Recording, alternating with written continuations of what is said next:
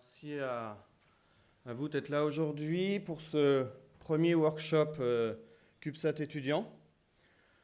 Nous sommes ravis de vous accueillir ici à l'Université Paris Diderot. Ce workshop, donc merci à tous encore une fois d'être venus. Donc ce workshop est vraiment orienté vers les nanosatellites étudiants. C'est vraiment fait pour les étudiants, donc je vois beaucoup d'étudiants ici, c'est très bien.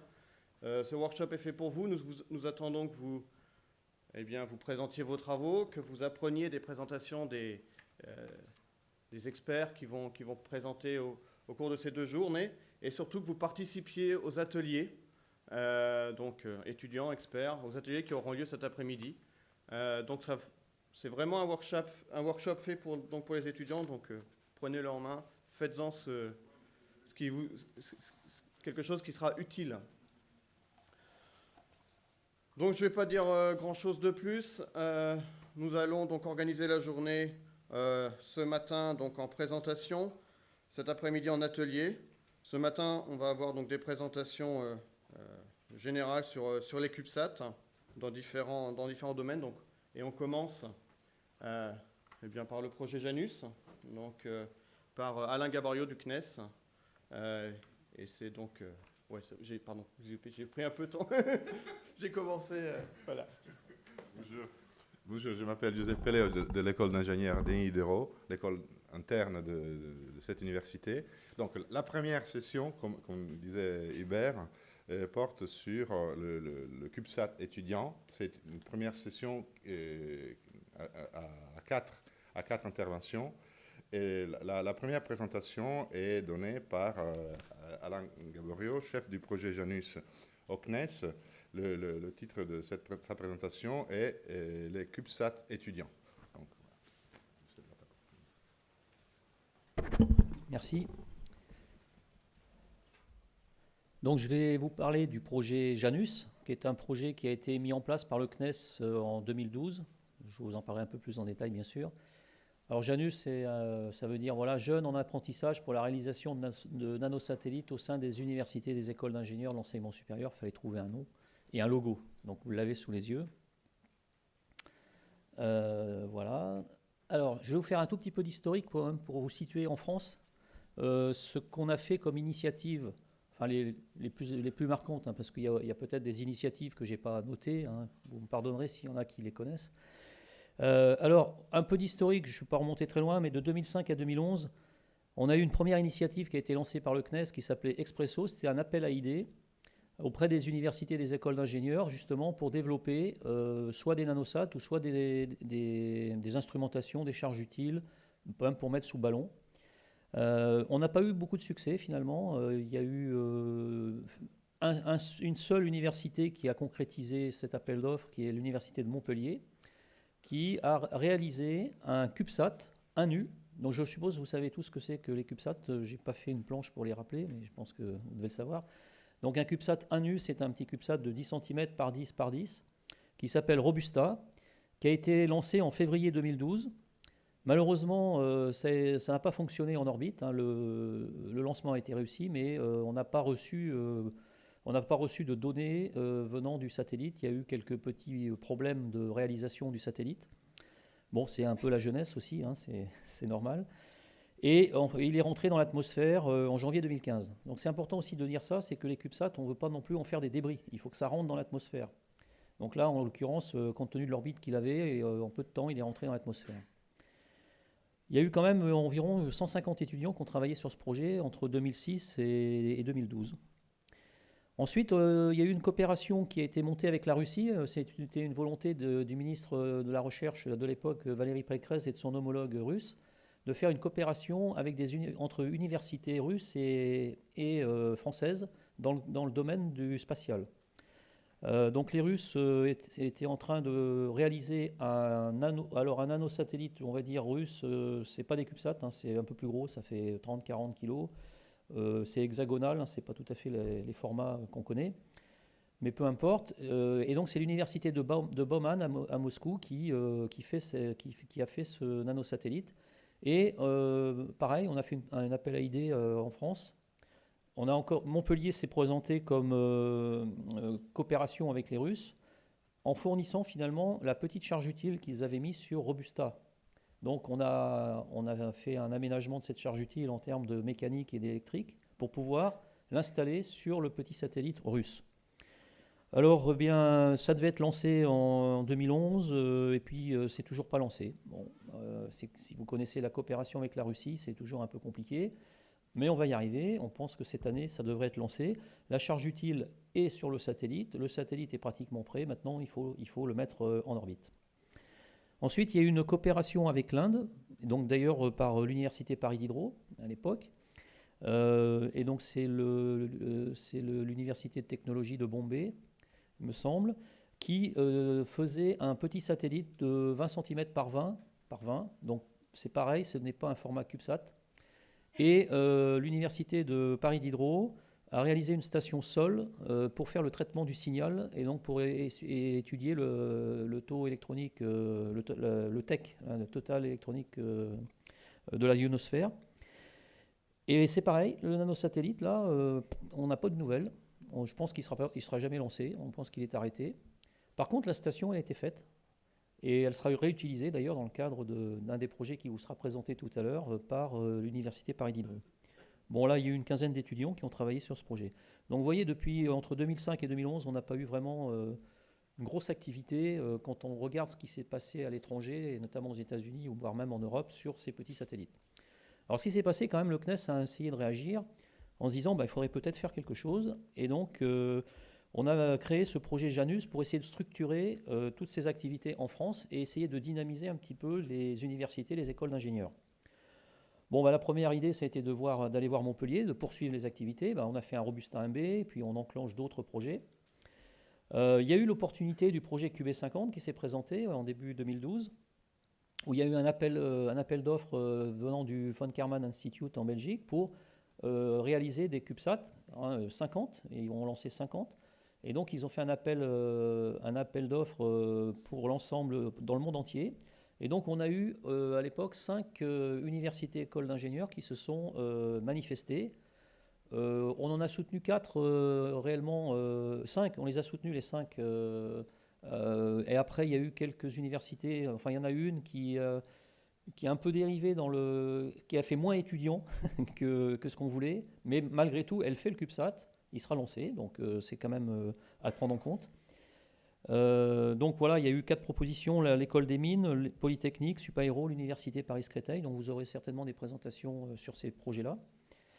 Et puis après, j'ai discuté avec d'autres écoles, universités, pour essayer de voir comment on pourrait impliquer davantage d'écoles et universités, notamment Paris Diderot qui était déjà impliqué, Paris-Sud-Cachan, Aix-Marseille, Pierre et Marie Curie, etc. Et donc on est arrivé à un projet Janus, dont je vais vous parler après. Vous verrez toutes les écoles et les universités, tout ce qu'elles sont en train de réaliser. Alors l'objectif de ce projet, il faut bien l'avoir en tête, hein, c'est un objectif avant tout pédagogique, c'est-à-dire qu'on veut on veut promouvoir les activités spatiales auprès des étudiants de l'enseignement supérieur. Et on ne va pas leur faire des cours, hein, ça c'est leur formation première, mais là on va leur donner à faire des projets, un projet professionnel, c'est-à-dire on va leur demander de faire un satellite avec un instrument et avec un segment sol. Et au départ, on s'est dit, on ne va pas leur faire des gros satellites, on va partir sur des petits satellites, et notamment des CubeSats, puisque c'est ce qui se fait de partout. Et en plus, il y a une grande communauté, on peut réutiliser, voire avoir des informations sur tous ces petits satellites. Et le deuxième objectif de Janus, c'est aussi de proposer, de valider en orbite des nouvelles technologies. Donc ça, c'est aussi important, parce que sur des gros satellites qui coûtent très cher, on a tendance à ne pas mettre des nouvelles technologies pas très prouvées, puisque ça coûte cher, on ne veut pas d'échecs. Donc ces petits satellites qui sont moins chers, plus rapides à faire, on peut prendre des risques. Et donc c'est ça l'idée, c'est de pouvoir y mettre des nouvelles technologies, mais dans tous les domaines, hein, que ce soit des matériaux, des capteurs, des calculateurs, enfin vous voyez, j'ai fait une liste là qui n'est pas exhaustive. Alors au niveau organisation, il fallait essayer d'organiser un petit peu les affaires au niveau de ces écoles et universités.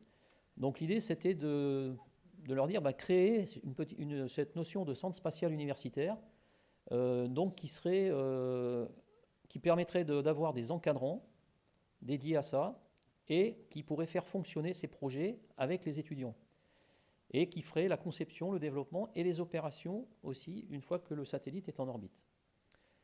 Alors voilà, pourquoi? Parce qu'on ne voulait pas que les universités ou les écoles fassent des TP, des BE comme ça, et que ça ne soit pas coordonné, puisque ce n'est pas un projet qui va durer une année scolaire ou une année universitaire, ça va durer plusieurs années. Donc il fallait structurer. Et une deuxième idée, c'était aussi de faire des partenariats avec des laboratoires scientifiques et aussi avec des industriels. Donc c'est un espèce de triptyque qu'on a mis en place entre université, école, laboratoire scientifique et industriels. Donc ensuite, on a demandé aussi à ces centres spatiaux universitaires d'avoir des sponsors aussi, parce qu'il faut aussi financer une partie de ces CubeSats, donc d'avoir des associations, des mécènes, et puis aussi de travailler avec d'autres universités. Il y a des universités qui n'ont pas forcément toutes les compétences pour faire un satellite ou un système complet. Donc de pouvoir retrouver des formations complémentaires, que ce soit en France ou à l'étranger. D'ailleurs, on engage aussi des coopérations avec l'étranger. On a un bon exemple à Paris Diderot, puisque une grosse coopération avec l'université d'Hanoï. Donc ça, c'est parfait. Alors, la logique de développement, c'est important parce que par rapport à ce qu'on a l'habitude de faire, où on a un projet avec des ingénieurs qui sont à 100%, là, on a des étudiants qui travaillent en stage ou en projet quelques heures. Donc c'est quand même assez compliqué à organiser. On a tous maintenant quelques années d'expérience derrière nous maintenant pour savoir que ce n'est pas facile. Donc il faut structurer le développement dans l'année scolaire, dans l'année universitaire, par des stages, des années de césure. Alors dans les écoles d'ingénieurs, il y a des années de césure, hein, c'est-à-dire qu'à partir de la deuxième année, ils peuvent partir une année pour faire des stages, soit à l'étranger, soit dans des entreprises françaises. Ou évidemment des stages de fin d'études, des thèses, voire, hein, il y a des sujets qui se portent à des thèses. Et l'idée, c'était de dire, on va quand même vous faire on va essayer de pratiquer une logique de développement telle qu'on l'a fait habituellement dans les projets. On va l'alléger, bien sûr, on ne va pas être aussi lourd, on va dire, en termes de documentation, de revues, malgré qu'on les respecte, hein, ces phases. Et on va caler ce développement sur les années universitaires. On va donner un objectif en début d'année et en fin d'année, en gros, hein, on demande une présentation du point de l'année, du travail qui a été fait. Alors ça peut se phaser avec une fin de phase de type développement, les phases d'analyse de mission, de faisabilité, de définition, mais ça peut simplement être un point d'avancement si on n'a pas terminé les activités. Donc par exemple, hier, on était à Paris Diderot, on a fait la revue du système IGOSAT, qu'on appelle la fin de phase de définition, la RDP. Donc là, donc on a fait déjà tout le processus précédent, là, qui nous permet donc d'aller plus loin maintenant dans le développement. Ensuite, on s'est dit, comme on n'a pas beaucoup d'expérience, on ne s'est pas donné 2 ans pour faire un CubeSat. Hein. Ceux qui savent faire, maintenant il y en a qui savent faire en 2 ans, même voire moins. Nous, on démarrait avec pas beaucoup d'expérience, donc on s'est dit maximum 5 ans. Et compte tenu de ce que j'expliquais tout à l'heure du travail avec les étudiants, on s'aperçoit que c'est pas de trop, ça va, ça ira, je pense, mais c'est compliqué. Après, je pense qu'on pourra faire beaucoup mieux. Alors là, je vais vous décrire un peu rapidement tous les projets donc, qui sont dans le cadre du programme Janus. Hein. Alors le premier, c'est des projets, les premiers sont en fin de développement, c'est-à-dire qu'ils ne sont pas très loin d'être lancés. Donc il y a Robusta 1B, donc l'université de Montpellier a refait Robusta en tenant compte, on a fait un retour d'expérience sur ce qui n'allait pas. Donc ils ont refait le nanosatellite. Bon, il a passé la qualification, maintenant il est chez ISIS, hein, et on attend maintenant le lancement qui est prévu en juillet 2016 à partir d'un Falcon 9 de Vandenberg. Bon, on espère qu'il n'y aura pas de retard parce que pour les lancements, hein, on dépend des lanceurs, des charges utiles principales. On est ce qu'on appelle en picky-pack, hein, on est en passager clandestin, là, on attend. Et si la charge utile principale est en retard, nous, on sera en retard. Donc pour le moment, on dépend de ces charges utiles principales qui sont lancées. Donc vous voyez là une photo, donc c'est une réalité, hein, le satellite il existe, hein, ce n'est pas que de la CAO maintenant, c'est du concret. Ensuite, on en a donc 3 qui sont dans le cadre du réseau QB50, qui sont celui de l'école polytechnique et celui des mines. Donc ils vont accueillir l'instrument FIPEX de mesure de l'oxygène atomique qui est fourni par le VKI, donc qui sera intégré dans le CubeSat. Donc ces 2 satellites sont faits. Vous les voyez en photo là. Ils sont dans la cuve thermique de la plateforme d'intégration et de test de l'université de Versailles-Saint-Quentin. Ces tests ont été faits en vide thermique il y a à peu près 15 jours, 3 semaines. Réussis. Bon, je pense que Gérard Auvray vous en parlera un peu plus. Ils ont fait aussi les essais mécaniques, tout marche. Donc on est dans une logique maintenant où on va les livrer chez ISIS pour être intégrés dans les déployeurs qui seront montés dans la station internationale, puisqu'ils seront largués fin 2017 de la station internationale.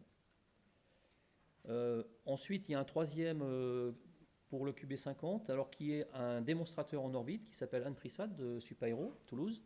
Donc il est dans la même phase, il est un tout petit peu plus en arrière, mais bon, on essaie d'aller à fond pour pouvoir donc le livrer dans les délais.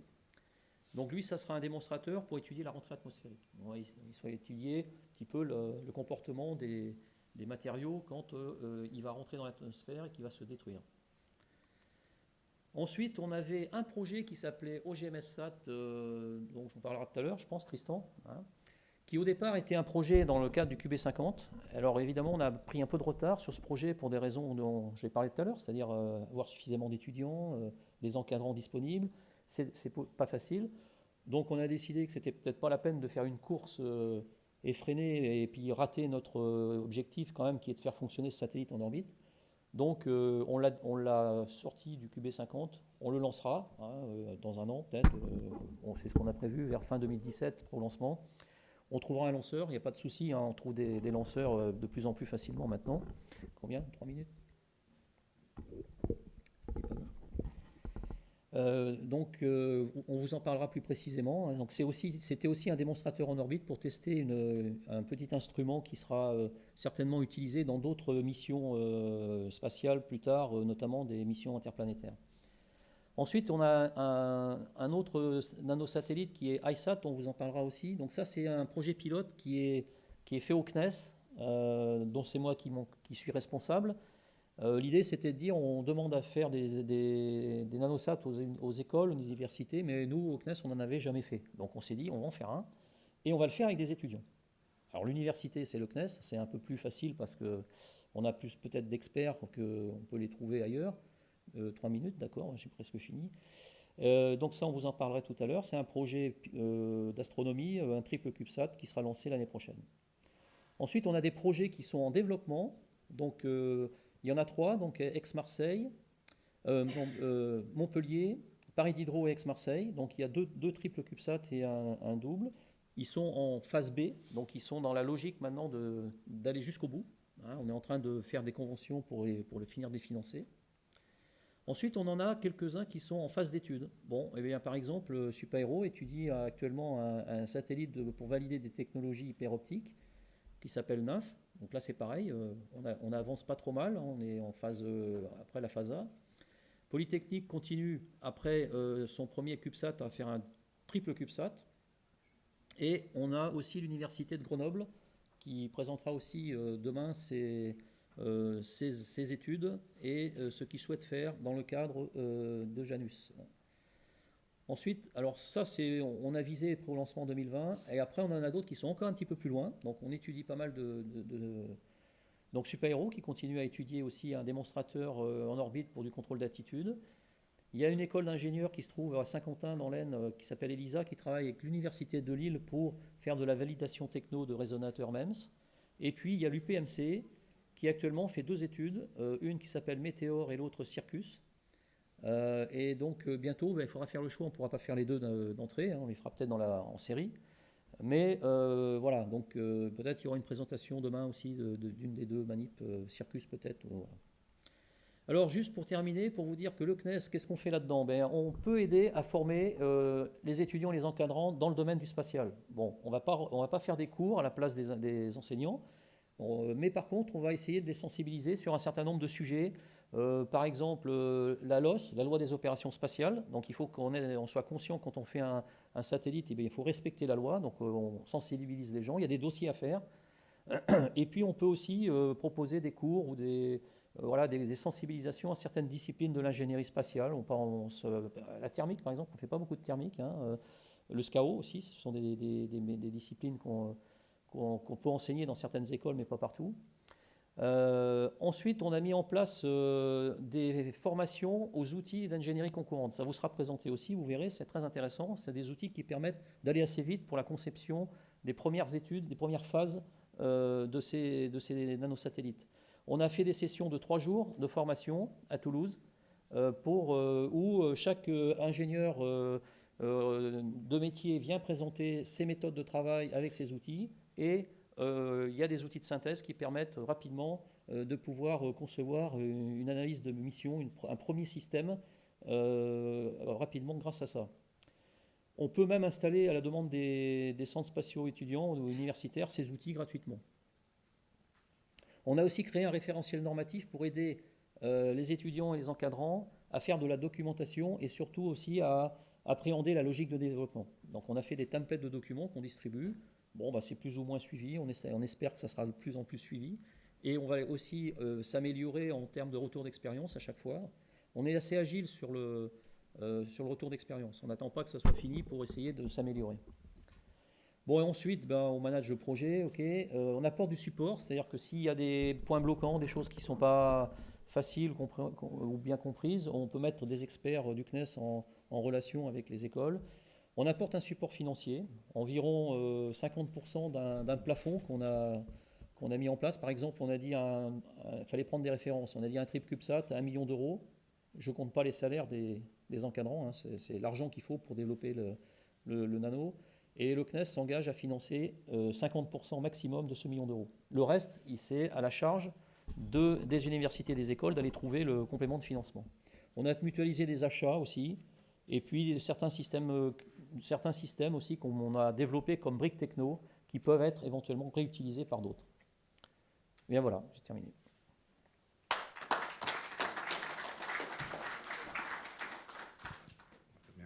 Merci à Alain Gaborio. Et on a le temps pour quelques questions. Faire circuler le micro dans la salle.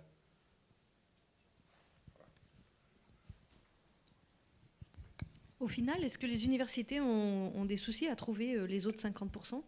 Quelles sont les autres sources typiques de financement? Alors, il y a plusieurs sources. Il y a des entreprises qui les aident, mais souvent aussi, il y a les universités, des fondations, par exemple, qui ont été créées, comme par exemple la fondation Vandalen à Montpellier, qui récolte des fonds pour financer ces projets.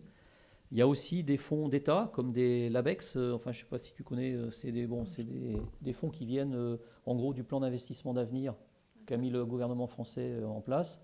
Et donc il y a des dossiers qui sont déposés dans lesquels il y a un volet formation étudiant.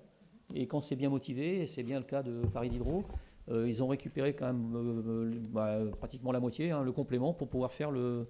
donc, il y a les régions aussi qui aident. Donc on bâtit les dossiers. Justement, la première étape, c'est donc de travailler sur la définition du système, mais aussi de bâtir ce plan de financement. Donc grosso modo, on y arrive. Il n'y a pas trop de soucis. Il y a le temps encore pour une question. Il y en a une. Donc, si ce n'est pas le cas, je vous propose de remercier encore une fois Alain Gaborio. On va inviter le deuxième orateur. Ce orateur est Gérard Auvray de l'École Polytechnique, qui est le responsable de CubeSat, X et Mine. L'intitulé de sa présentation est QB50, retour d'expérience de 2 projets. Et bonjour. Donc, comme Alain Gaborio vous l'a dit, donc il y avait 2 projets, donc QB50, donc avec l'école des Mines et l'école Polytechnique. Et il s'est trouvé, je dirais un petit peu par hasard, je dirais que j'ai encadré ces 2 projets-là. Donc, je vais vous parler un petit peu de ce qu'il en est. Donc, le projet QB50, déjà un rapide résumé de ce qu'est QB50. Donc, c'est un projet qui était initié par le VKI, Von Karman Institute, qui est un organisme belge d'études sur les fluides. Donc le principal objectif de QB50, c'est de faire l'étude de l'atmosphère et de caractériser les résidus d'atmosphère, qui sont surtout composés d'oxygène monoatomique, entre 350 km et 90 km. Donc 350 km, c'est à peu près l'orbite sur laquelle on sera lancé, et 90 km, l'altitude à laquelle les satellites vont brûler dans l'atmosphère. Donc ce projet QB50, comme son nom le dit, c'est la réalisation de 50 CubeSats en 2 unités ou 3 unités par des étudiants du monde entier. Donc il y a vraiment des gens, il y a des Chinois, des Américains, des Français, des Allemands, je ne sais plus quel pays, enfin il y a quand même pas mal de... c'est vraiment un projet vraiment international. Le projet est financé partiellement par la Commission européenne, et ce qui a permis de donner un coût de lancement réduit. Donc aujourd'hui, on a un coût de lancement pour un 2U entre 2U et 3U, entre 20 kg euros et puis 90 000 euros en fonction de ce qu'il y avait sur la charge utile. Sachant que pour un 2U, 20 000 euros, un 2U, un tarif normal, c'est plutôt de l'ordre de 120 ou 130 000 euros. Donc c'était quand même une bonne opportunité pour les étudiants. Donc au niveau des projets français, comme le disait Alain Gaborio, donc il y a eu 5 projets français qui avaient été sélectionnés: l'École des Mines avec un 2U, les Polytechniques avec un 2U, l'Université de Paris-Saint-Quentin avec un 2U, l'ISAE avec un 3U, l'Université de Créteil, c'est UPEC, je ne sais pas si c'est Créteil, avec l'OGM SA, donc Alain vous en a donné quelques de nouvelles. Au niveau du planning, c'est un projet qui avait été initié en 2009, donc c'est quand même pas récent. Bon, c'est un petit peu, pendant les 2 premières années, il ne s'est pas passé grand-chose. C'était la mise en place du projet. Et le projet a vraiment débuté en septembre 2011, lorsqu'il y a eu l'appel à projet étudiant. Donc, on a demandé qui veut faire un des satellites. Il a fallu faire un certain nombre de documents, de façon à être sélectionné. Au début, il y avait, je crois, 78 réponses au projet, et puis petit à petit c'est descendu, et aujourd'hui il n'y a plus que 48 sur les 50, en réalité il y a 48 satellites qui seront lancés. Donc il y a quand même pas mal de pertes en change. Et encore, je ne sais pas s'il y en aura 48 de lancés au final. Donc les lancements, ça sera pour particulièrement 40 satellites. Lancement probablement dernier trimestre 2016, parce que ça devrait être lancé par un lanceur, un Falcon 9, avec un cargo pour être monté sur la station ISS. Donc sur les 50, normalement, il y aura 40 satellites qui seront lancés depuis la station ISS. Donc ce sera monté à bord de la station ISS avec un cargo. Et il y en aura 6 plus 2 qui seront lancés par 2 lanceurs conventionnels qui sont des Dniepr. Et globalement, on voit que c'est un projet qui a 2 ans de retard sur le planning initial. Quand on a commencé le projet en 2011, on devrait déjà être lancé. Et on voit que tous ces projets-là, ça a du mal à tenir les plannings. Donc voici un petit peu une image du lancement depuis la station ISS, comment ça se passe. Donc les satellites, c'est là. Donc les satellites sont montés au sol, voilà, dans un pack ici. Ça c'est monté. Donc les satellites là, qui sont là, ils sont montés dans l'espèce de pod, donc au sol. Ce pack là, tout le pack, il est monté avec un cargo dans la station ISS. Dans la station ISS, il y a une espèce de sas. Donc on met ce pack là dans le SAS, on referme dans la station ISS. À l'extérieur, vous avez le bras robotique japonais qui est ici. Donc c'est le bras robotique, donc prend le pack, oriente ça vers l'extérieur et on éjecte les satellites. Alors, comment ça se passe dans les années 90, quand il y avait des lancers à partir de Mir, c'était à la main. Donc c'était le cosmonaute qui sortait avec le truc accroché à la ceinture et jetait ça à la main. Donc au niveau des étudiants, qu'est-ce qui s'est passé? Donc au niveau des écoles des mines et polytechniques, donc travail comme c'est moi qui ai encadré les 2 mêmes projets, je ne me suis pas amusé à faire 2 choses différentes. On a fait exactement le même satellite. Donc c'était dans ce cadre de ces 2 écoles-là, c'est ce qu'on appelle un projet collectif, mais où les gens travaillent un après-midi par semaine, ce qui représente simplement une centaine d'heures dans l'année, ce qui est vraiment ridicule. C'est un homme-mois, quand vous êtes dans l'industrie, une centaine d'années, c'est même pas un homme-mois. Donc quand on voit dans l'industrie ce qu'on sait faire en un mois, c'est vraiment pas grand-chose. Donc au niveau des mines, il y avait des groupes entre 9 et 13 étudiants, et au niveau de Polytechnique, des groupes de 7 étudiants jusqu'à 3 groupes quelquefois. Donc ça fait quand même beaucoup de monde, mais au total pas beaucoup d'heures. Au niveau des administrations, au niveau des écoles, tous ces projets-là, en général, sont très bien perçus par l'administration de l'école. Bon, ça fait bien, dire on fait son satellite, c'est bien. Le problème, c'est que en fait, les administrations ne se rendent pas vraiment compte de la difficulté de ce genre de projet. Donc, ils ne voient pas que c'est pas un petit projet habituel, classique, où les gens, ils font pas. Je dirais, s'il n'y a pas de résultat à la fin du projet, bon, on s'en fiche un petit peu. Donc là, on est quand même soumis à une obligation de résultat. Donc, ce qui est un petit peu contraire, normalement, dans les projets étudiants, il n'y a pas obligation de résultat. Alors qu'ici, il y en a un. Donc, ce qui est quelque chose d'assez différent du processus habituel. Ça demande un engagement financier non négligeable, malgré le support important du CNES. Donc, comme vous avez dit Alain Gaborio, donc le CNES participe à 50%. Mais donc, il faut quand même trouver en interne le reste des 50%. Un projet comme QB50, c'est de l'ordre c'est chiffré à 250 000 euros. Donc, il faut quand même trouver l'autre moitié, la moitié. Donc, les choix techniques qu'on avait fait à l'époque. Donc, à l'origine, le financement du CNES n'était pas acquis au tout début parce que c'est Janus qui était en train de se mettre en place. Donc, quand on a fait les toutes premières propositions, donc aujourd'hui, on partait avec zéro sous en poche. Et on avait fait le choix de tout faire pour réduire les coûts. Bon, c'est un choix c'est un choix parce que les conditions étaient celles-là. Alors, on a aussi, il y avait le besoin de tout maîtriser parce qu'il y avait, par exemple, sur l'école polytechnique, il y avait quand même une volonté d'en faire une activité pérenne. Donc, si on en fait une activité pérenne, je dirais il faut acquérir un petit peu certaine maîtrise des différents modules. Sinon, je dirais, ça perd un petit peu d'intérêt. Alors, le point dur dans tous ces projets, donc les premières générations de CubeSat là, dans les années 2000, c'était des simples CubeSat. En général, il n'y avait pas de contrôle d'attitude. On lançait ça, c'est ce qu'on appelle le mode caillou, c'est-à-dire que le satellite, il tournait sur lui-même. Et puis, c'était relativement simple comme CubeSat. C'était en général une carte radio et puis une carte avec un processeur, quelques sondes de télémesure. C'était relativement simple. Et puis, petit à petit, le besoin de mettre du contrôle d'attitude est apparu. Et le problème, c'est vraiment le contrôle d'attitude est vraiment le point dur de tous ces projets satellites.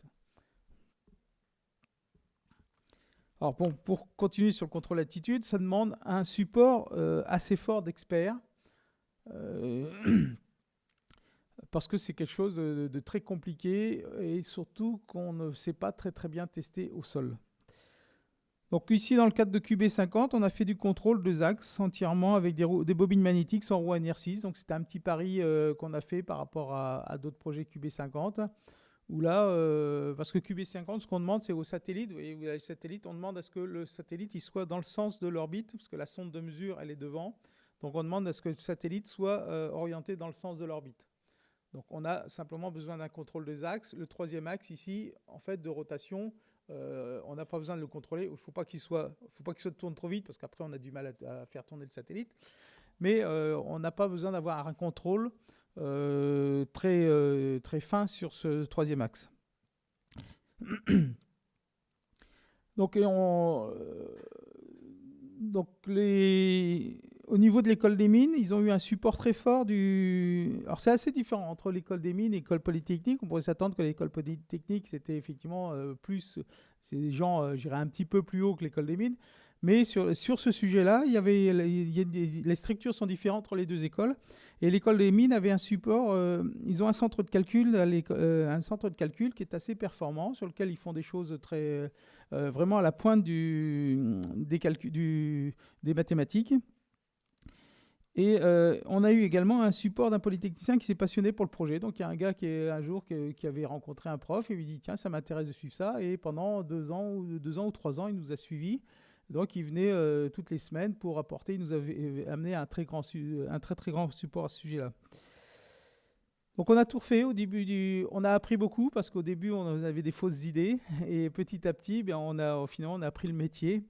Et je dirais c'est là où c'est intéressant parce qu'il y a une connaissance, effectivement, on a acquis de la connaissance sur le sujet. Alors tout le problème, c'est que c'est de conserver cette connaissance-là. Alors la difficulté, c'est que effectivement, moi c'est pas ma spécialité et les étudiants qui étaient vraiment qui ont travaillé là-dessus, petit à petit ils disparaissent. Donc cette connaissance qu'on a acquise aujourd'hui, petit à petit, elle va disparaître. Voilà, c'est un petit peu des problèmes de ces sujets de projets étudiants. Par contre, ce qu'on a fait, c'est qu'on a quand même réussi. Aujourd'hui, on a un dépôt de brevet en cours par l'école des mines. Donc sur le contrôle des mines, aujourd'hui, sur le système, donc avec uniquement des bobines, il n'y a pas de filtre de Kalman. Donc il y a simplement des filtres non linéaires. Et je les ai poussés à déposer un brevet sur le sujet. Donc petit à petit, j'ai augmenté la collaboration. Au début, c'est chaque école travaillait de façon un petit peu séparée, mais petit à petit, on a amélioré la collaboration entre. J'ai forcé un petit peu la collaboration entre les deux écoles pour finalement travailler sur le même projet. Mais au final, on a quand même 2 satellites. Alors, quelles sont les difficultés rencontrées dans ce genre de projet ? C'est que le nombre d'heures allouées au projet est trop faible pour un projet de cette envergure. Donc une centaine d'heures par an, c'est ridicule. Même si on met 15 personnes, 15 fois 100 heures, ça ne fait pas 1500 heures de travail. C'est comme l'histoire de la maison. Hein. Si un homme met 9 mois pour faire une maison, mais 9 hommes ne mettront pas 1 mois pour faire une maison. Hein. C'est un petit peu pareil. Donc contrairement au projet étudiant habituel, il y a une obligation de résultat avec des contraintes de planning très fortes. Et ça, le monde étudiant n'est pas habitué à ce genre de choses. Dans les projets, quand on arrive en fin de projet, en fin d'année, bon, si c'est bon, ce sera pour l'année la suite, ça sera pour les gens suivants. Donc il n'y a pas, donc c'est pas, je dirais, ils sont pas habitués à faire ce genre de choses. Alors surtout, les étudiants ne travaillent souvent sur le projet, ce que j'appelle les aires syndicales. Donc il y a un certain nombre d'heures allouées et ils ont du mal à travailler à l'extérieur parce qu'ils ont d'autres choses à faire. Il y a d'autres choses, donc ce qui fait que, à quelques rares exceptions, donc il y a eu sur certaines promos des gens vraiment très passionnés, mais malgré tout, je dirais, c'est pas, au niveau du nombre d'heures, c'est pas ça. Hein. Donc ça serait presque mieux. Souvent, il y a dans les écoles, il y a des clubs, des clubs qui font des projets de robotique ou autre. Un projet comme ça serait presque mieux que ce soit pris dans un encadrement un petit peu associatif, où là, les gens s'investissent beaucoup plus. Donc, il y a, dans les années 90, oui, il y a eu Sarah, qui était le premier satellite étudiant qui a été lancé, qui a été fait par l'ESIE, qui a été fait dans le cadre associatif. Et ils ont mis 2 ans pour faire, c'était un satellite un petit peu plus gros, qui faisait 30 par 30 et une trentaine de kilos, parce qu'à l'époque, le concept CubeSat n'existait pas. Mais ils ont réussi à faire un satellite relativement gros en 2 ans. Donc ils sont quand même passés, ils sont très fortement investis là-dessus.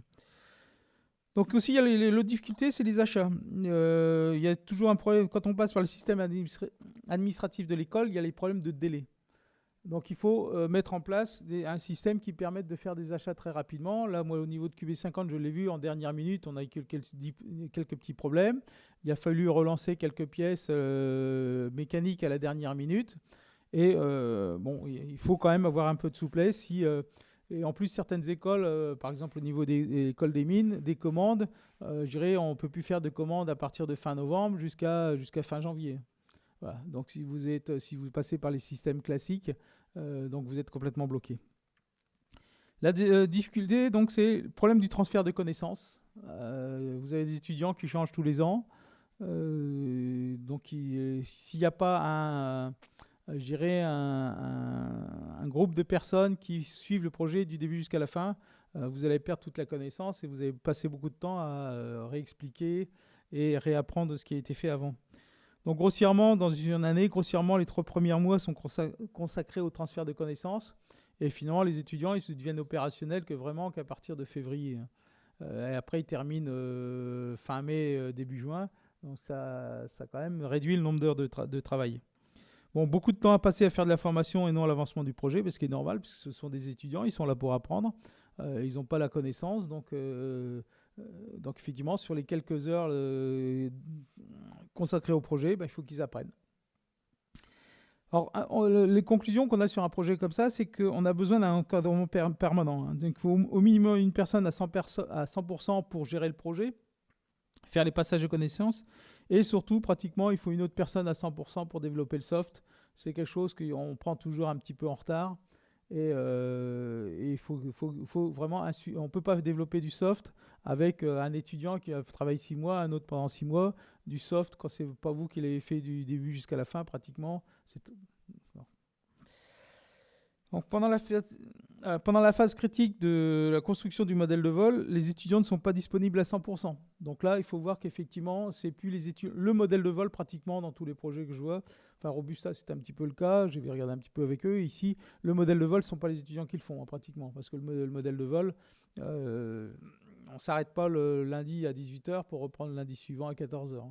Donc, il faut que ça tourne avant. Après, il y a le problème de la disponibilité des étudiants pour l'exploitation du satellite. Le problème, c'est que le satellite, il ne passe pas aux heures consacrées au cours. Donc ça sera la prochaine difficulté pour le projet, c'est savoir qui sera disponible pour aller écouter le satellite. Même si on fait de l'automatisation, au début, ça ne sera pas entièrement automatique. Et la difficulté, donc, c'est le développement du soft qui est toujours critique. Donc en conclusion, la structure aujourd'hui, ce qu'on voit en France, je parle pour la France, la structure des écoles d'ingénieurs pas très adaptée pour ce genre de projet. Donc dans les projets qui sont dans le cadre universitaire, souvent c'est un petit peu plus adapté parce que les gens sont en stage pendant 6 mois, 1 an ou 2 mois, enfin à temps plein. C'est, je dirais, un petit peu plus adapté, mais bon, il y a des difficultés aussi. Mais effectivement, c'est un petit peu difficile pour faire ce genre de projet. Donc temps alloué toujours insuffisant. Le soft et l'intégration sont toujours sous-évalués. De toute façon, c'est toujours classe. Je dirais, même moi, dans le domaine professionnel, c'est toujours récurrent. Même après 40 ans d'expérience dans l'industrie, on tombe toujours sur les mêmes difficultés. Les outils de test sont toujours sous-évalués. En particulier, si on fait le contrôle d'attitude, c'est un gros morceau. Il faut du personnel à temps plein pour assurer le suivi sur plusieurs années et la capitalisation des connaissances. Sinon, je dirais, c'est pas, je dirais, que des étudiants ne peuvent pas suivre un projet comme ça en étant 100% encadrés par des étudiants. Besoin de locaux adaptés à ce genre de projet. Souvent, les écoles ne le voient pas, effectivement, ne pensent pas à ce problème-là. Parce qu'au moment, quand on fait l'assemblage du satellite, c'est pas une pièce qu'il faut débarrasser toutes les semaines. Il faut vraiment qu'il y ait une pièce réservée à ça. Faire de la communication au moins interne, un site web plus film. Tout à l'heure, je ne sais pas, pendant la pause, on pourra passer. L'école des mines a fait des petites vidéos sur le projet qui étaient assez intéressantes. Alors, ne pas faire confiance des étudiants sur leur disponibilité, parce qu'ils s'engagent beaucoup au début et au final, ils ne sont pas toujours là tel qu'ils l'avaient dit. Et mettre surtout en place un processus d'achat souple et rapide, de façon à pouvoir répondre aux besoins urgents, surtout dans la dernière phase. Voilà, donc ça c'est une petite photo des 3 CubeSats qui ont été testés en vide thermique il y a 15 jours. Donc en premier plan, vous avez le satellite de Saint-Quentin dans l'Aisne. Et puis là, les deux, celui-là et celui-là, donc les 2 satellites, donc l'un de l'école des mines et l'autre de Polytechnique. Voilà, c'est...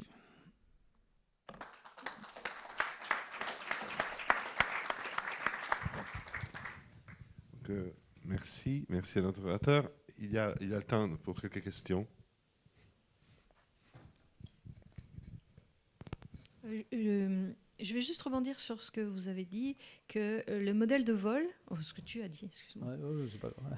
Le modèle de vol était fait par des professionnels. C'est ce que le professionnel, c'est moi. Ah oui, d'accord. C'est Donc vite c'est toi qui as restreint. monté. Le modèle, oui, parce que les étudiants, je les avais le lundi après-midi.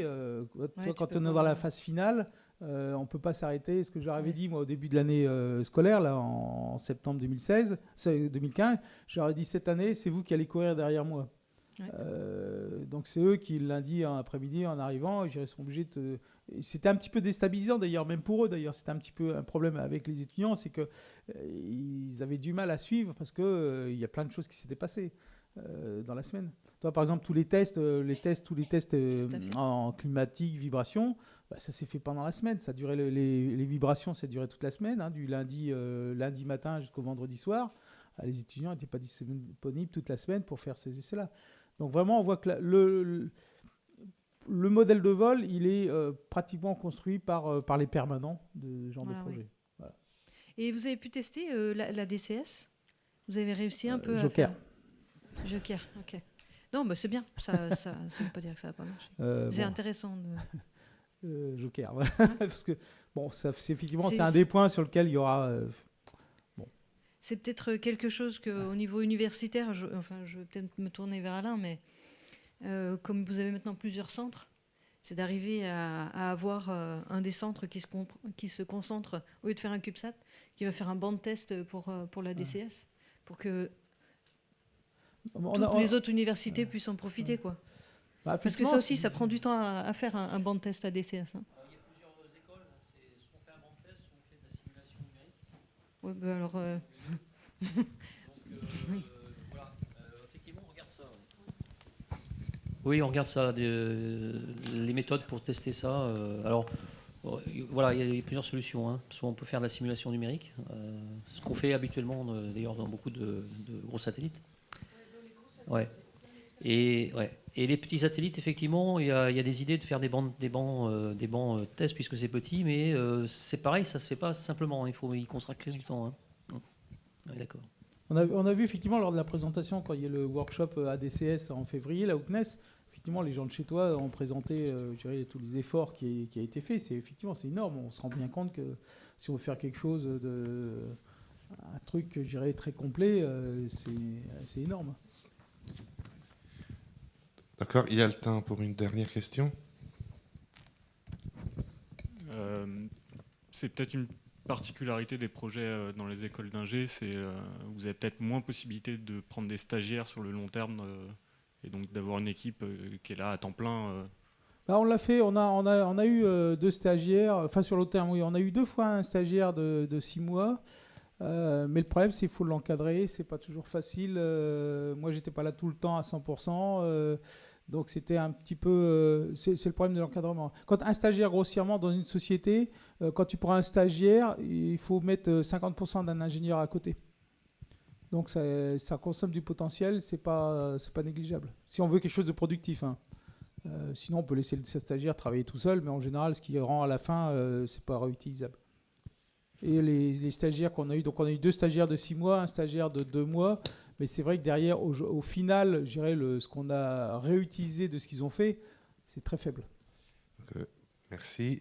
Je vous propose de remercier encore une fois Gérard Auvray. Et j'ai le plaisir de vous présenter le 3e orateur de la matinée, Jean-Luc Maria, de Versailles 50 ans, dont la présentation a pour titre « La plateforme d'intégration et test ».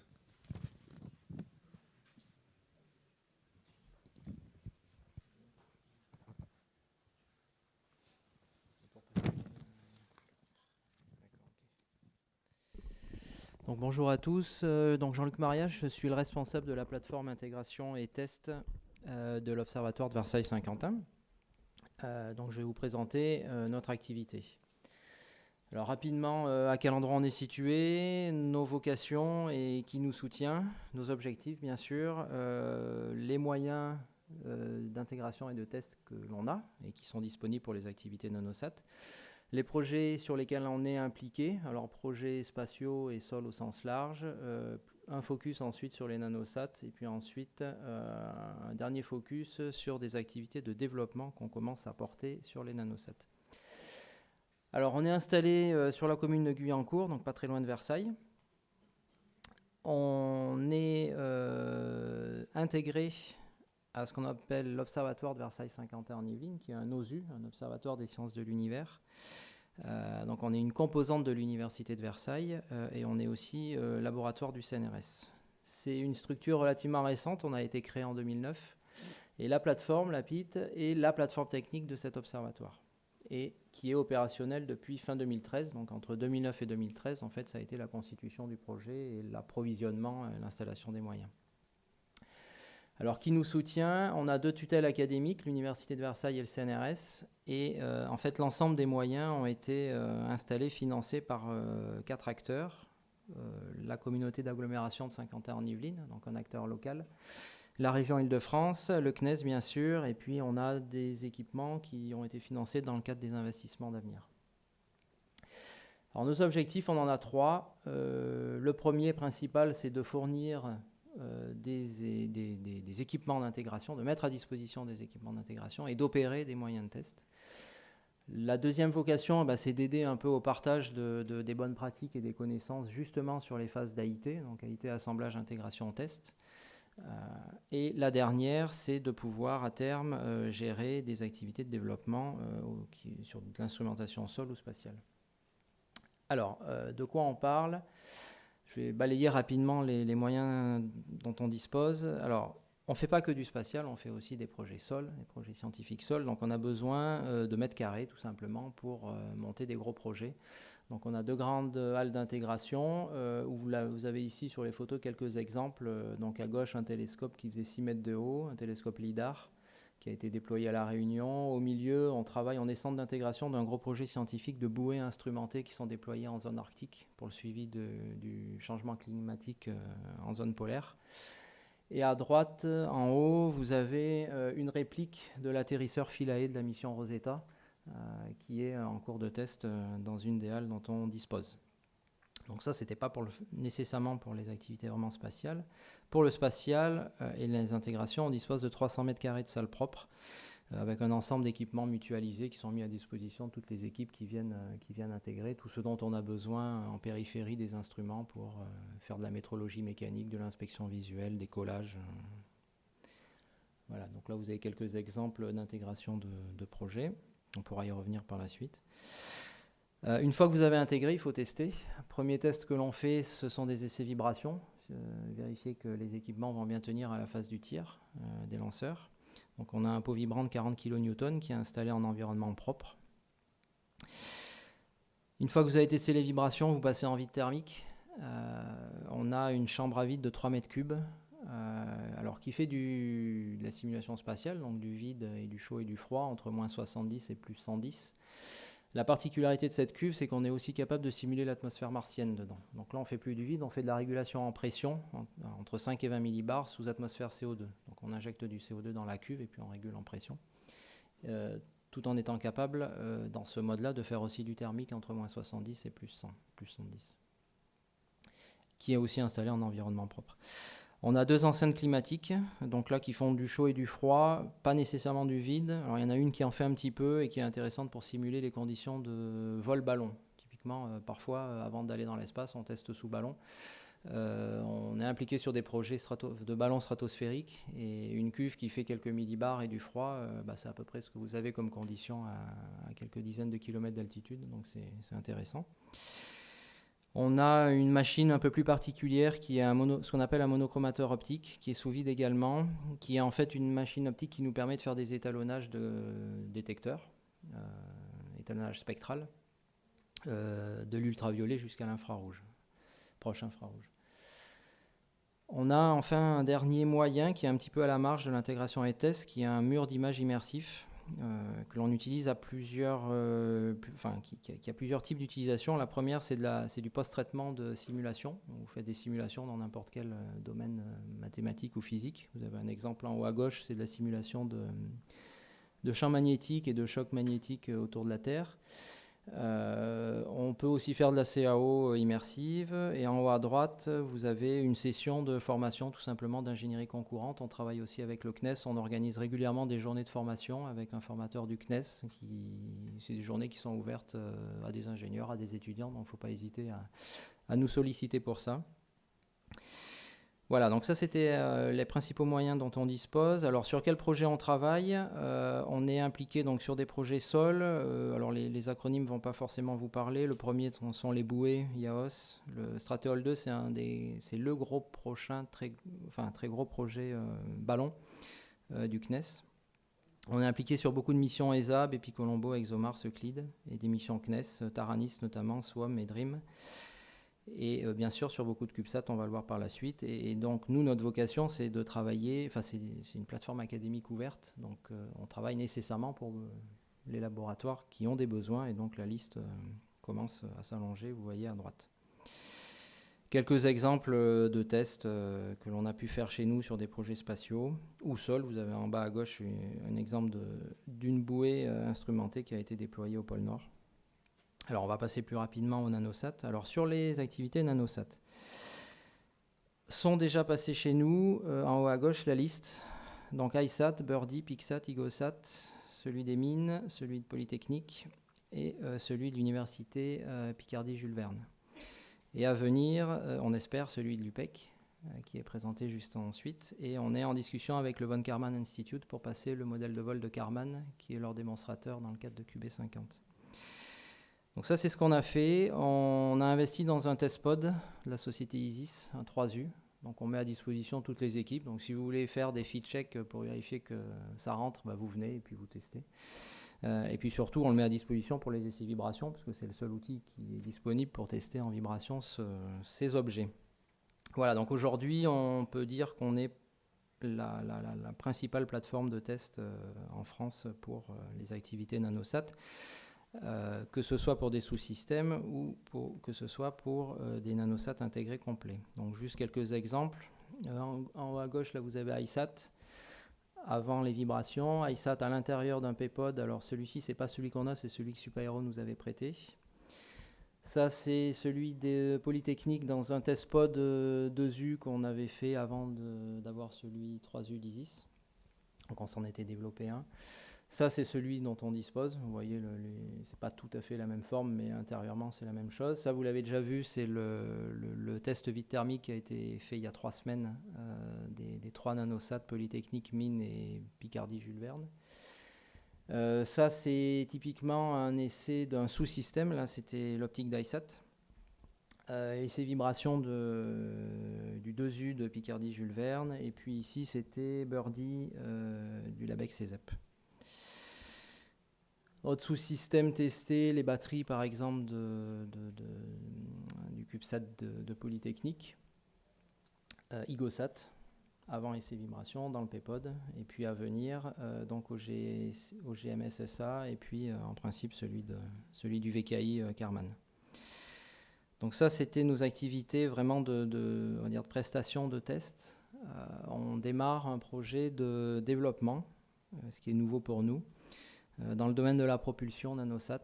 Donc on a été, la PIT porte en tant que responsable projet un développement de transfert technologique qui a été financé à hauteur d'un peu plus de 500 000 € par ce qu'on appelle une SAT, une société accélératrice de transfert de technologie, dont le but est de sortir une techno de l'académie et de la porter vers le monde industriel. Donc on s'appuie pour ça sur 4 partenaires. On a fait un consortium à 4 partenaires, un autre laboratoire de l'université de Versailles, le GEMAC, dont est issue la technologie, le synchrotron Soleil, qui est installé sur le plateau de Saclay aussi, l'école Polytechnique et la PIT, qui portent le projet. Projet qui vise donc pour fin d'année prochaine, 2017, à mettre au point un système propulsif intégré au format une unité, basé sur la technologie AFEOL, qui est la principale technologie de propulsion électrique aujourd'hui utilisée dans le spatial, mais qui n'a jamais été miniaturisée tel qu'on va être capable de le faire. Donc c'est typiquement un moteur de 100 micronewtons de poussée pour une consommation visée entre 3 et 5 watts de puissance. Donc ce projet, c'est un projet d'augmentation de TRL. On a aujourd'hui une démonstration en labo de la fonction propulsive.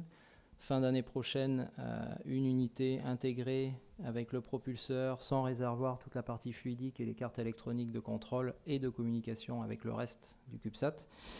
Et la suite, qui est aujourd'hui baptisée projet ExoTrail, qui sera de développer des CubeSats propulsés.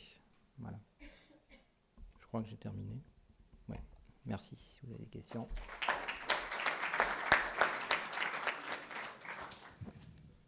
Merci à Jean-Luc Maria pour cette présentation. Il y a le temps pour quelques questions.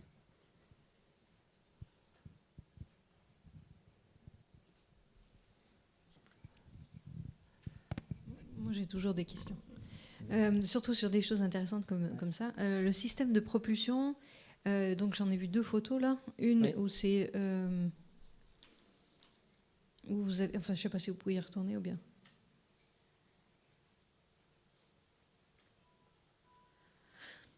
Donc une à gauche où on voit des tests de firing, et puis une autre au milieu en TRL6, c'est un CAD. Hein. Oui. Où est-ce que vous en êtes dans le développement du Power Processing Unit? Pour le propulseur? Ouais. Donc ça fait partie des 2 fonctions électroniques, des 2 cartes électroniques que l'on a dessinées au milieu, dans la vue CAO. Donc le programme démarre début juillet. Donc la fonction D'accord. puissance va être développée à partir de début Et puis juillet. du coup, il y a une cathode là-dessus aussi, Oui. non? Tout à fait. Ok. Miniaturisée, je suppose? Oui. Puis l'efficacité que vous mesurez sur les tests? Alors l'efficacité n'est pas encore mesurée. On a développé avec l'école polytechnique un moyen d'essai. Donc on a développé une balance de micro-poussée D'accord. qui elle est fabriquée. Et les premiers tests doivent avoir lieu cet été justement. Ce D'accord. qu'on vise, c'est un peu plus de 1000 secondes d'ISP, entre 1000 et 1500. D'accord. Enfin, à l'ESTEC, ils ont aussi des balances au cas où. Oui. Ok. Puis ma deuxième question, c'est donc vous avez pas mal de test facilities. Oui. Nous, on vient de Suisse. Oui. On peut les louer ou Oui, on est une plateforme. Et si on fait un complètement CubeSat, ouverte. si on est une université, ça devient gratuit ou bien? Alors, c'est une plateforme qui est financée par nos tutelles, le CNRS et l'UVSQ. On est dans une démarche où on essaie de compenser un petit peu nos frais de fonctionnement. Normal. Ouais. Par les prestations, mais on a des tarifs qui sont adaptés au public. Mais du coup, pour les universités, c'est aussi payant? Oui. Françaises? Oui. Ok. En fait, on a distingué des tarifs publics et des tarifs privés. Ok. Voilà. Merci. Est-ce qu'il y a d'autres questions? Donc, si ce n'est pas le cas, je vous propose de remercier encore une fois Jean-Luc Maria. Et on passe à la dernière présentation de cette session, qui sera donnée par Tristan Alain de l'Université Paris-Est Créteil. Et l'intitulé de cette dernière présentation est le projet OGMS SA de l'UPEC.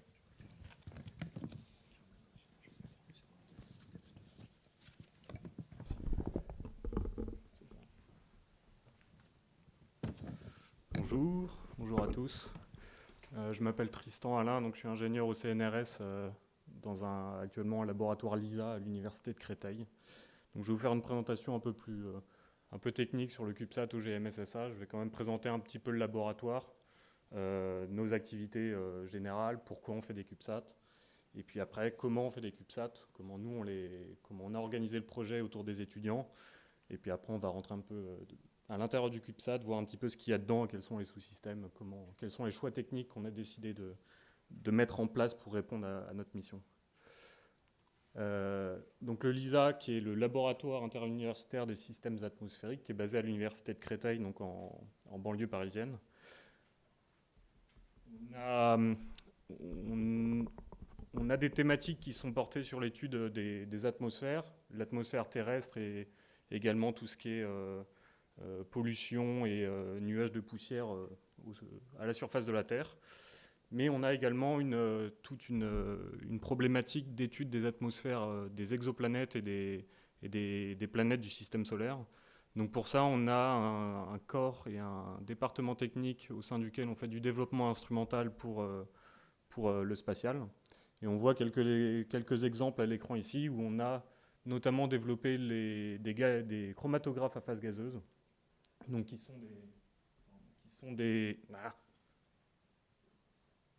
sont des instruments d'analyse des gaz en fait. Donc on a notamment développé le chromatographe COSAC qui est actuellement sur une comète, qui est sur la comète Chury, puisqu'il faisait partie du petit module Philae de la mission Rosetta. C'est également l'ISA qui a développé le chromatographe SAM, qui est lui sur la planète Mars, au sein du rover Curiosity de la NASA. Et nous sommes actuellement en cours de développement du chromatographe MoMA, qui sera sur le premier rover européen, ExoMars 2020 maintenant, 2018, et ce n'est plus d'actualité. Donc voilà, on a une assez grande expérience maintenant du développement instrumental spatial. Et avec cette expérience-là, on s'est lancé dans le développement également d'une plateforme CubeSat afin de faire de la démonstration technologique. Alors le but pour nous et pour le LISA de faire ce CubeSat-là, c'est un projet sur le long terme. puisqu'on a une vision sur 10 ans où dans un premier temps on va développer le CubeSat dont je vais vous parler par la suite, qui va nous servir à acquérir de l'expérience sur la construction des nanosats, et dans lequel on va pouvoir mettre une petite expérience, un petit instrument pour faire de la démonstration technologique. Je vais vous en reparler également tout à l'heure. Et ensuite, une fois qu'on aura lancé avec succès ce CubeSat-là, on se dirige vers un deuxième CubeSat, peut-être plus grand, peut-être un 6U pour augmenter la taille du satellite et donc de la charge utile à l'intérieur, et développer cette fois-ci non pas un démonstrateur technologique, mais un vrai instrument pour faire de la science en orbite. Donc on se dirige peut-être vers un spectromètre infrarouge qui pourra rentrer dans un CubeSat 6U. Mais un des objectifs principaux de ce projet au GMSSA, au LISA, c'est la pédagogie. C'est un projet étudiant, c'est un projet pédagogique. Donc le but, c'est également de former des étudiants, former les ingénieurs ou les techniciens qui pourront ensuite intégrer le laboratoire ou en tout cas intégrer le domaine spatial. Et sur ce point-là, on a plutôt bien réussi puisqu'il y a 60 étudiants qui, jusqu'à présent, ont travaillé sur ce projet. Donc notre objectif avec les étudiants, c'est de, tous les ans, construire une équipe projet qui regroupe les différents corps de métier dont on a besoin pour développer un système spatial. Nos viviers d'étudiants sont multiples. On arrive à recruter des étudiants aussi bien au niveau IUT, donc Bac+2, que dans des écoles d'ingénieurs ou des masters. Donc on a plusieurs masters, plusieurs écoles d'ingénieurs qui ont déjà participé sur notre projet, et donc des niveaux et des étudiants qui vont de tous les niveaux universitaires. La manière dont ça se passe en pratique, c'est qu'au premier semestre, on a souvent au sein des formations possibilité de monter des projets avec les cursus universitaires ou dans les écoles d'ingénieurs. Donc les étudiants vont venir plusieurs heures par semaine, des fois toutes les 2 semaines, etc. Ça dépend du format, travailler sur notre projet, ou alors c'est nous qui allons les voir dans leurs écoles. Donc comme disait Gérard tout à l'heure, c'est des petits créneaux horaires au final, et quelques heures par semaine, ça ne fait pas la majorité du travail. Mais dans un deuxième temps, au deuxième semestre, on a cette équipe étudiante qui se crée avec des étudiants qui vont venir sur plusieurs mois dans notre laboratoire pour cette fois-ci être à temps plein sur le projet. Donc on a des stages qui vont entre 2 et 6 mois, suivant le niveau de l'étudiant, le niveau universitaire de l'étudiant. Donc voilà, ça nous fait à peu près une quinzaine d'étudiants par année. Des fois c'est plus, des fois c'est moins en fonction de l'activité au laboratoire et de notre taux d'occupation sur les autres projets. Donc alors, toutes les images qui sont dans cette présentation-là, c'est les étudiants qui les ont réalisées. C'est des travaux qui ont été réalisés par les étudiants ces 2 ou 3 dernières années. Donc si on regarde un petit peu le CubeSat, vous voyez quelques images à l'écran et une vue éclatée également de ce qu'il y a à l'intérieur. Donc c'est un CubeSat 3U qu'on est en train de développer. 3U, à peu près 3 kg, les 30 cm que vous connaissez. Et c'est une plateforme qui va pouvoir faire à peu près 10 watts par orbite, si tout se passe bien. Donc comme je l'ai dit, plusieurs universités, un projet étudiant dont le but est de faire de la démonstration technologique, puisqu'on a à l'intérieur une petite charge utile qu'on voit ici, que je vais vous décrire à présent. Ce qu'on veut faire avec ce satellite, c'est aller tester dans le milieu spatial et démontrer que ça marche, une CRDS, qui est un instrument de spectroscopie qu'on connaît bien dans nos laboratoires. Donc typiquement, une CRDS, c'est une cavité optique. On va mettre 2 miroirs réfléchissants, souvent séparés sur nos laboratoires d'environ 1 mètre ou parfois 2 mètres. On va injecter une impulsion laser au sein de cette cavité-là. L'impulsion va rebondir sur les 2 miroirs. Et étant donné que ces miroirs ont une réflectivité non pas de 100%, mais de 99,9999, on a à chaque fois une petite partie du signal qui va traverser le miroir et qui va aller tomber sur une photodiode. Donc en fait, à chaque aller-retour de l'impulsion laser, on va avoir un signal en sortie et une impulsion laser qui va décroître en fonction du temps. À partir de la forme de ce signal, qu'on appelle le ring down, on a une information sur le contenu de la cavité, aussi bien en termes concentration que de type de molécules, si on pousse l'analyse suffisamment loin. Donc actuellement, cette CRDS, on est en train de la développer pour la miniaturiser. Si dans nos laboratoires, on a des CRDS qui font quasiment 1 mètre ou 2, là, on cherche à faire rentrer la CRDS dans 1 U, c'est-à-dire 10 cm². Donc le but du jeu, ça va être de passer la distance entre les miroirs à 3 ou 4 cm pour après, autour, avoir possibilité de mettre toute l'électronique et tous les composants optiques qui composent l'expérience. Donc là, vous voyez une image de la première modélisation CAO qui a été faite pour le moment. On est en train de développer, on est en train d'avoir cette expérience sur bande test à l'heure actuelle. Donc la miniaturisation va venir dans les mois qui arrivent. Pourquoi on fait cette expérience-là? Le LISA a déjà des expériences qui sont à bord de la Station spatiale internationale qui nous permettent d'analyser le dégazage des matériaux et la dégradation des molécules organiques une fois qu'elles sont soumises à l'environnement spatial, ainsi qu'au rayonnement UV et au rayonnement solaire. Donc en fait, à l'heure actuelle sur la Station spatiale internationale, on a ces capsules qui sont ici et il y a un type de hublot en fait qui va laisser passer le rayonnement UV et les radiations solaires. Et on envoie des échantillons sur la Station spatiale internationale, on les laisse pendant 6 mois et ensuite on les récupère pour analyser comment ont évolué ces matériaux-là. C'est un processus un peu long et coûteux étant donné qu'il faut préparer tous les échantillons, les amener dans l'espace, attendre 6 mois, les ramener sur Terre et ensuite les analyser. Donc l'objectif de cette CRDS-là, c'est d'avoir un instrument qui soit capable de faire les mesures directement dans l'espace et d'avoir des mesures in situ. Donc on n'a plus besoin d'aller récupérer les échantillons, on a juste besoin de descendre les données, de télécharger, de communiquer avec le satellite. Donc pour ça, on crée cette cavité qui sera étanche et sur laquelle on aura ce petit hublot, une petite fenêtre qui va laisser passer les rayonnements qui nous intéressent et qui vont aller frapper un échantillon de dioxyde de titane qui est à l'intérieur. Après l'évolution des cycles jour-nuit et l'évolution des rayonnements au cours de l'orbite, va créer des variations de CO2 à l'intérieur de la cavité. Et c'est ces variations de CO2-là qu'on va pouvoir observer. Donc voilà, le but du jeu, si on arrive à acquérir ces variations de CO2-là et qu'on arrive à en déduire les variations de concentration à l'intérieur de la cavité, on a prouvé que la CRDS était fonctionnelle en milieu spatial. Donc pour ça, on va avoir besoin que cette cavité-là soit toujours exposée au soleil et qu'on ait toujours les rayons du soleil qui puissent traverser ce hublot-là. Donc pour ça, on a une contrainte qui est que notre satellite doit être exposé avec toujours une face au soleil. Pour répondre à cette contrainte-là, on a décidé, et on a été contraint également, de créer notre propre structure pour pouvoir intégrer cette charge utile.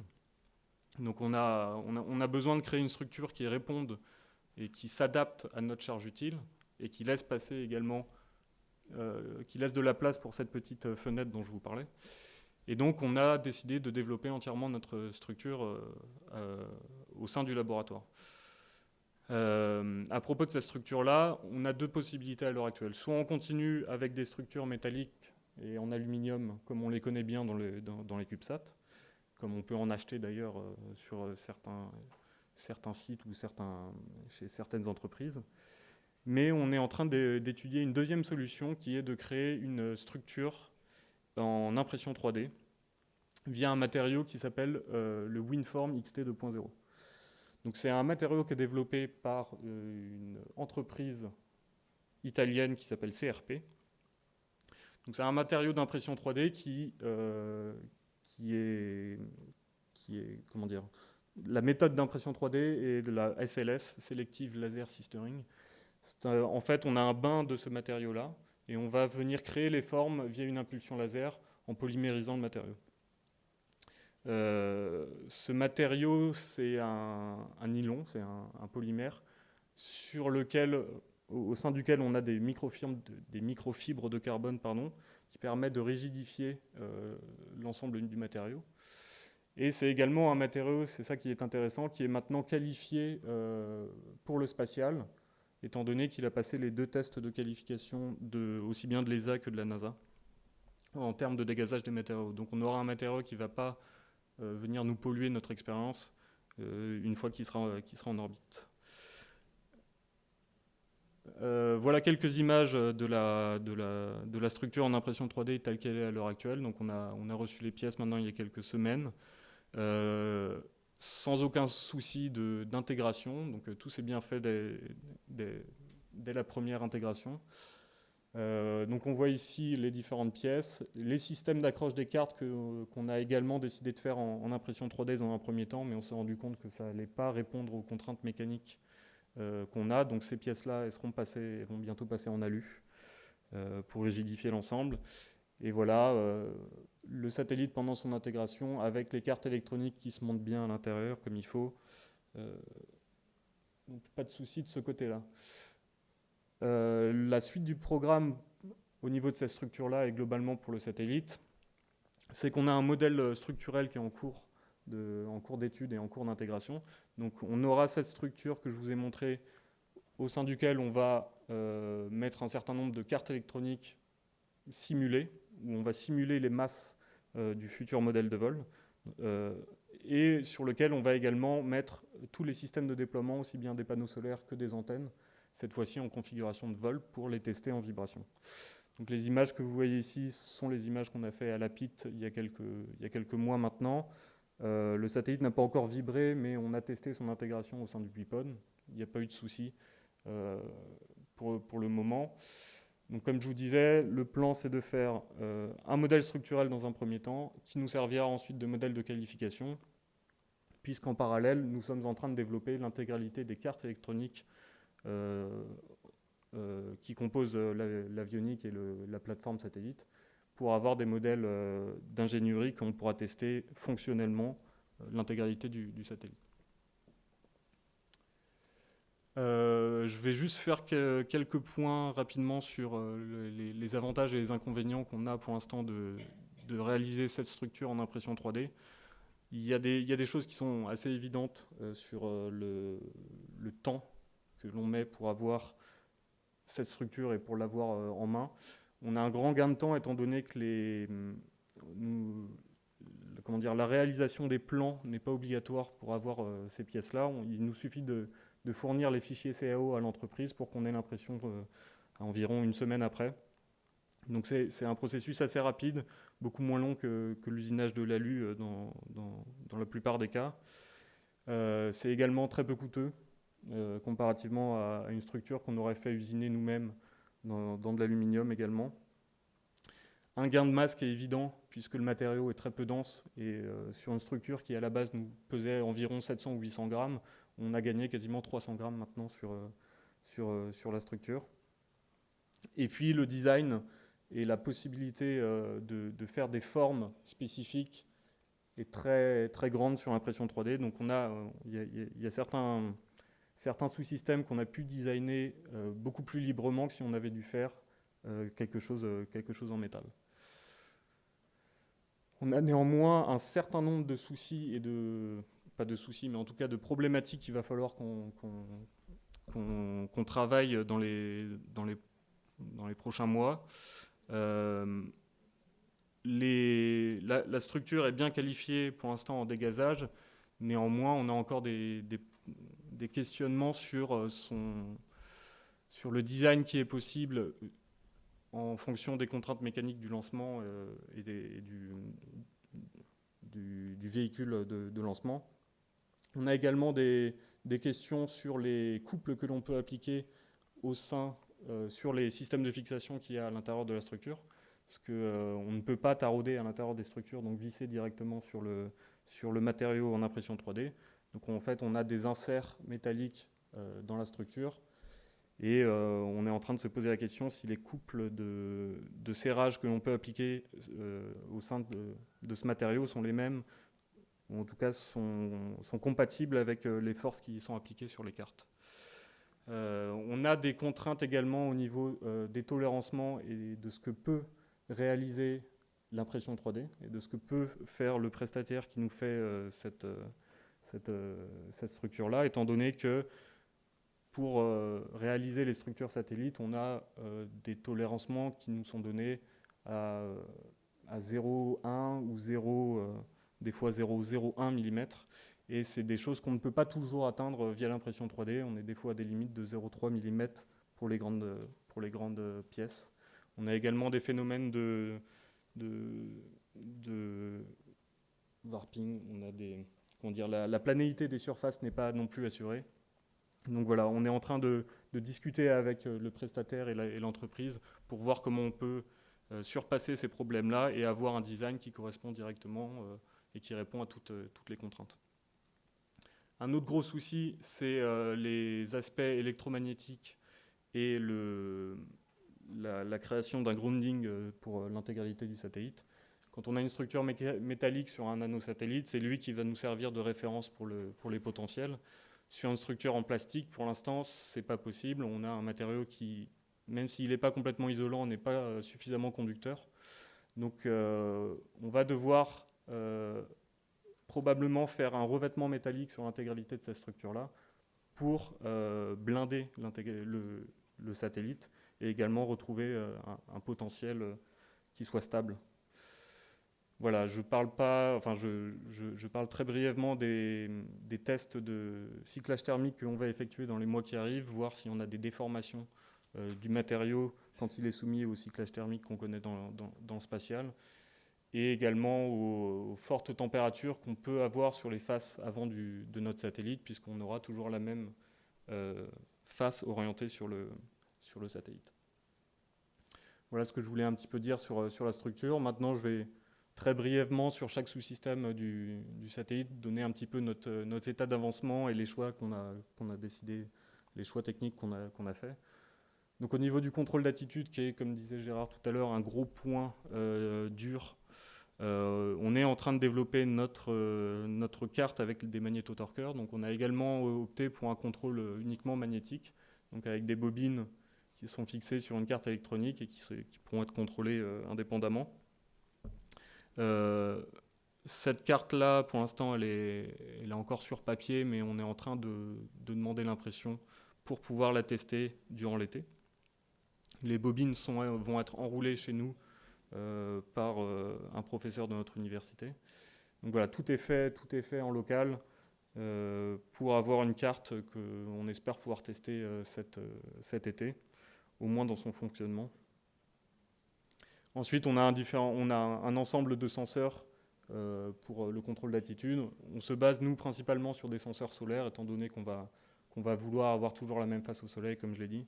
Et ensuite, on a des magnétomètres, des gyromètres, et puis également un GPS qui va pouvoir nous donner notre position, etc.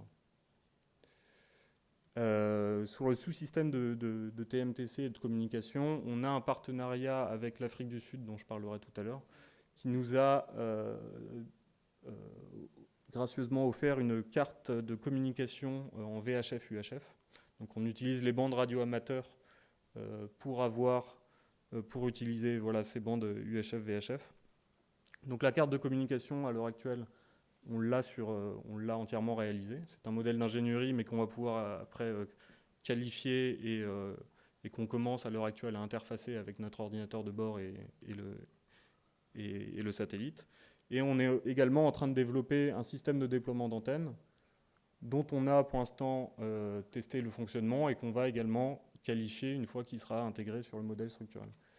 Donc c'est des antennes qui sont des antennes métalliques en cuivre beryllium, enroulées autour d'une structure plus ou moins arrondie, et puis des systèmes de couteaux thermiques qui vont faire fondre les fils, et naturellement les antennes vont retrouver leur forme initiale et se déployer dans la bonne configuration autour du satellite. C'est un petit peu les images qu'on voit là, les antennes qui sont enroulées ici pour l'instant, et une fois qu'on a déployé, chaque brin qui vient se déployer autour du CubeSat, de la même manière que les panneaux solaires qui sont ici. Voilà, les budgets préliminaires pour l'instant au niveau des données collectées au cours de la mission nous indiquent qu'on va avoir besoin environ de 40 minutes de communication par jour, ce qui est assez important et ce qui est inatteignable surtout si on a une seule station sol. Donc on va avoir un besoin de créer un réseau de stations sol et d'en utiliser plusieurs. C'est également un des points que je vais aborder plus tard. Et les simulations qu'on a faites à l'heure actuelle montrent que ces 40 minutes de communication entre le satellite et la Terre sont atteignables si on a environ 3 stations sol séparées géographiquement sur l'ensemble du globe.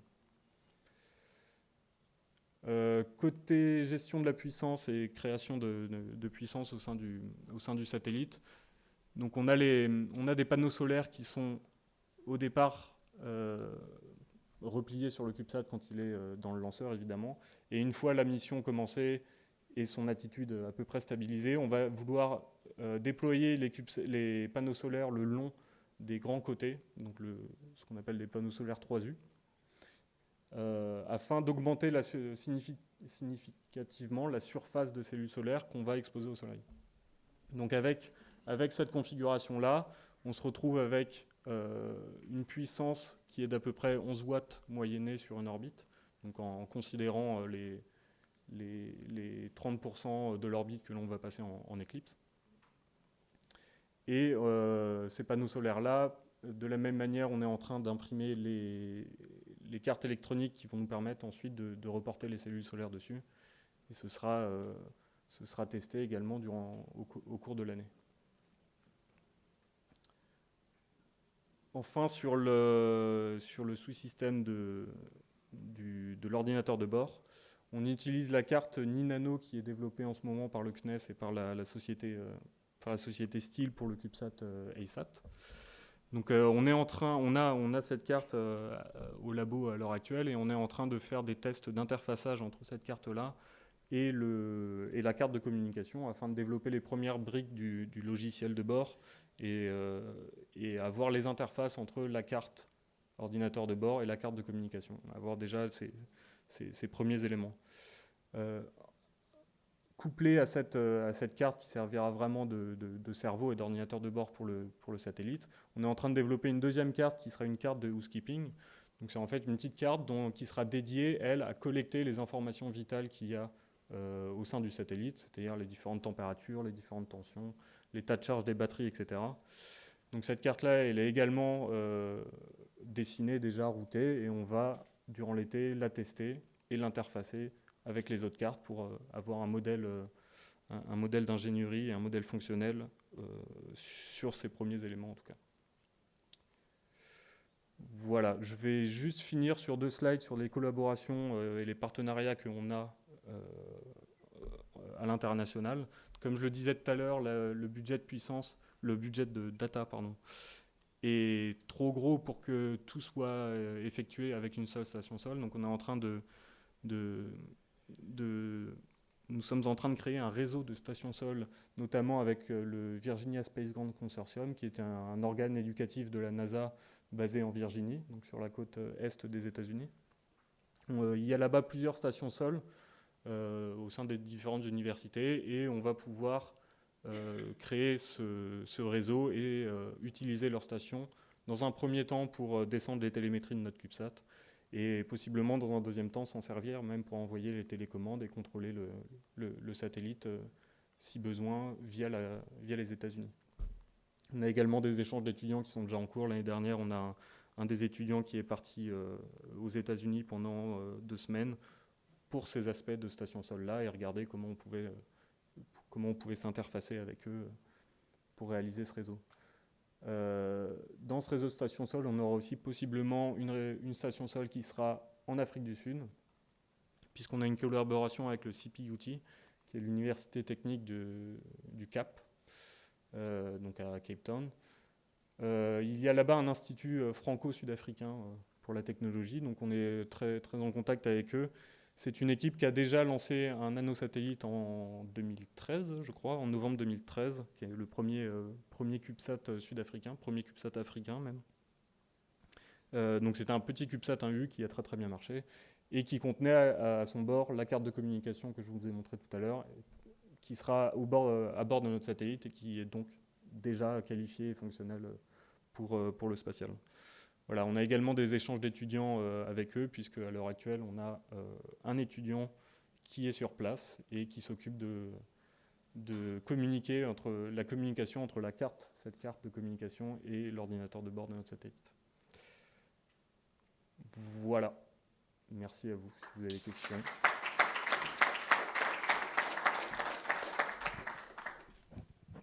Merci, Tristan Arnaud, pour cette présentation. Il y a du temps pour quelques questions.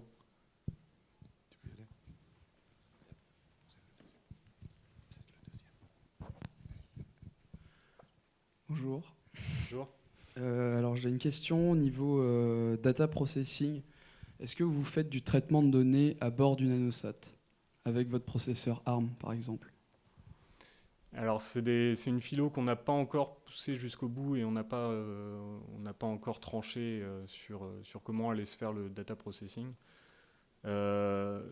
Vous avez vu tout à l'heure une photo notamment d'une caméra qu'on a à bord, et on sait déjà que ces images-là, on ne va pas vouloir les traiter à bord, on va vouloir les télécharger directement. Bon, c'est des petites images, donc ça ne va pas nous poser de soucis. Côté de la charge utile, on aura effectivement une électronique qui est dédiée au traitement là, des données de la charge utile. Donc ce sera déjà des paquets de données compressés qu'on va transmettre à l'ordinateur de bord, qui lui les transmettra également à la carte de com. Donc, on a du côté de la charge utile effectivement un processing qui est déjà sur place. Et alors j'ai une deuxième question. Du coup, la carte électronique que vous utilisez pour récupérer les données de housekeeping, est-ce que la carte qui contient l'ordinateur de bord serait pas capable de le faire sans avoir à utiliser un sous-système supplémentaire? Si, tout à fait. Mais en fait, on a eu le développement de la carte housekeeping avait commencé déjà il y a plusieurs mois maintenant. On est déjà bien avancé de ce côté-là, jusqu'à ce qu'on se rende compte que la carte ordinateur de bord qu'on avait sélectionnée, qui est quelque chose qui est assez nouveau de notre côté, pouvait largement faire tout ce qu'il fallait. Mais bon, on a quand même un découplage des fonctions au sein du satellite qui est intéressant et qui nous permet aussi d'avoir une redondance au cas où. Donc ça a aussi ses avantages d'avoir une carte dédiée pour tout ce qui est housekeeping. Ok, merci. Oui, bonjour. Moi, je voulais savoir, le CubeSat sud-africain qui a très bien marché, il faisait quoi? Alors, il avait... je crois que sa charge utile était une antenne haute fréquence, je crois. Enfin, en tout cas, un système de déploiement d'antenne haute fréquence, et ensuite les charges utiles étaient surtout les cartes de communication qu'il y avait à l'intérieur. Donc la carte qu'on voit ici, ça faisait partie de sa charge utile. Quand je dis qu'il a très très bien marché, c'est en tout cas le fonctionnement du satellite a très très bien marché. Il me semble que l'antenne n'a jamais été déployée par contre. Enfin l'antenne haute fréquence qui était une antenne qui faisait quelque chose comme 20 mètres de long, je crois. Ça n'a pas marché, effectivement. Mais en tout cas, le satellite, lui, est complètement fonctionnel et il marche encore maintenant. Ça fait 2-3 ans qu'il est en orbite. Donc de ce côté-là, très très bien, quoi. Est-ce qu'il y a d'autres questions? La pause café s'approche, donc je vous propose de remercier encore une fois Tristan Alain. Et je vous propose aussi de remercier encore tous les orateurs de la session, qui a été très intéressante à mon avis. Et du coup, il y a le café qui vous attend.